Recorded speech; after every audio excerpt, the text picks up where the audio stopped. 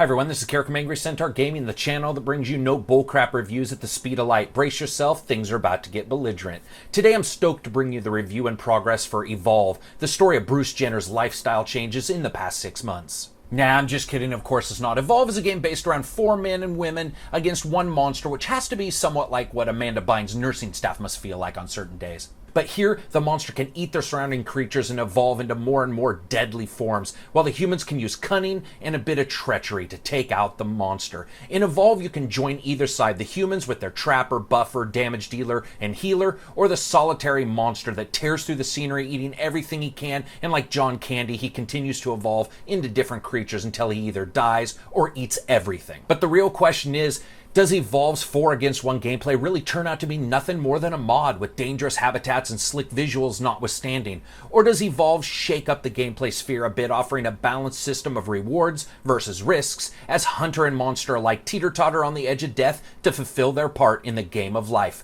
Let's check out and see. Graphics are up first because I love me some shine. I have to say, wow, not only does the thing run really well on my computer, it actually looks fairly good with detailed atmospheric effects that range from everything from rain to noxious fumes that billow and coil around their characters' feet.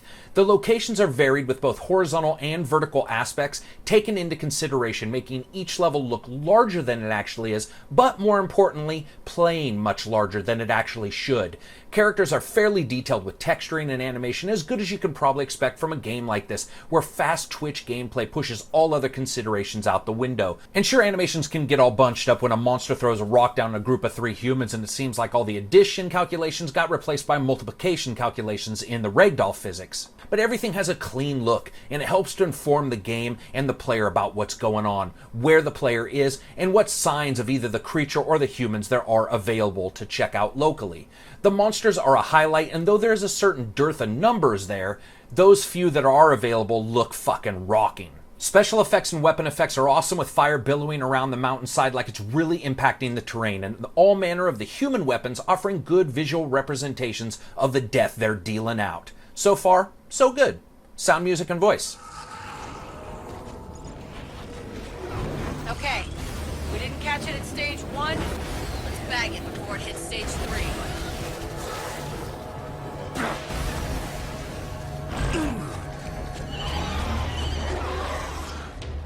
Sound is awesome, with heavy mixing occurring across the board, meaning that locational sounds do an amazing job telling you when the fast-moving enemies are nearby, even if you are then suddenly put on fire like you were cursed by some old Cajun grandmother. The game's breakneck pace means audio cues are a must, and the positional audio gets high marks here, as well as almost all the weapons, the monster sounds, and just the human sounds combined. The sound is just really excellent in this game. Music.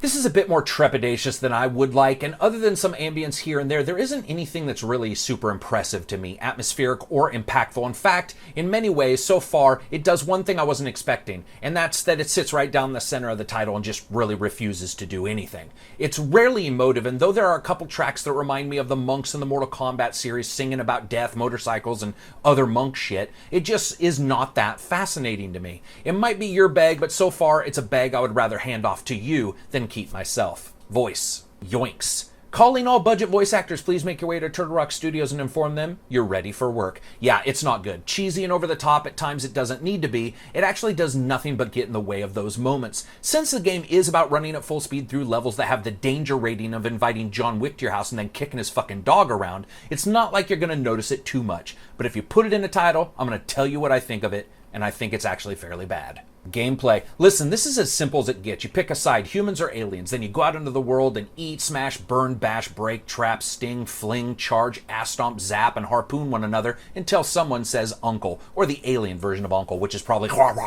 Humans are the typical group here, each one offsetting weaknesses in the other, and there are a good number of them, and the special skills that they can have are actually really cool. A bit less exciting is the monster side, with less than half a dozen choosable, and even though they can evolve, in the end you're still playing the same monster, and I quickly can see that becoming tiresome, and sadly even possibly boring to some gamers. The monster's ability to evolve revolves around eating the creatures that inhabit the levels, and their powered up super brethren that happen to also be albinos, and I'm not quite sure if I should drop a joke about that or not, but I think I won't. So anyway, the humans can track the creatures using all kinds of environmental signs and skills, footprints, animal signs, and their own tracking dog that wasn't as much a dog as it was some kind of mix between a pig, a rat, and a wolf, which must have been quite an evening for the female. It just overall had much more choice on the human side than the alien side.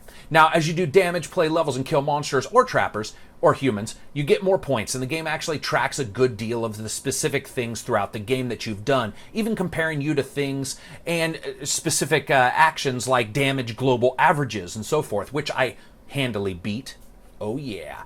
The game's single player can be played with bots that aren't half bad at all and can not only offer a good challenge, but can teach you or refresh you on the ropes if you forgot something. The game's tutorial modes are frankly actually pretty exhaustive, and once done with them, you probably will have a great handle on the game. Fun factor. You know, it is fun. It's good fun. The human side more so than the monster side. As humans, the game requires teamwork, communication, an assortment of weapons, and customizations. As the monster side, you sort of just spawn as the same couple monsters, eat some shit, usually pick 1 or 2 of the same skills that seem vastly more useful than others, and then try to fulfill whatever objectives there are, which means pretty much the same as the human side, but with a lot less variation.